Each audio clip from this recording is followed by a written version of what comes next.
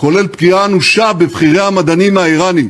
Katika kuelezea kasi ya mashambulizi ya jeshi la Israel, na mnukuu waziri wa Israel Netanyahu amesema, tunauvunja utawala wa ugaidi wa Iran. Tunashambulia na kushinda washirika wake Hezbollah nchini Lebanon. Hezbollah tayari inahisi nguvu yetu na itaendelea kusikia zaidi. Italipa gharama kubwa sana kwa uchokozi wake. Netanyahu amesisitiza kuwa lengo kuu la mashambulizi hayo ni kusambaratisha uwezo wa kijeshi wa Iran, hususan programu zake za nyuklia na makombora. Akizungumzia uongozi mpya wa Iran nchini humo, kiongozi huyo hakuwa na ajizi kutoa kejeli nzito, na mnukuu tena Netanyahu amesema, Mojtaba Khamenei ni kibaraka wa jeshi la walinzi wa mapinduzi ya Kiislamu IRGC, hawezi hata kuonekana hadharani. Aidha, waziri mkuu huyo ameweka wazi kuwa ushirikiano wake na rais wa Marekani Donald Trump umekuwa nguzo muhimu katika operesheni hiyo. Akielezea ukaribu wao, Netanyahu amesema, tunatengeneza ushirikiano wa kipekee kabisa na Marekani. Nazungumza na Trump karibu kila siku ili kupanga mikakati ya vita.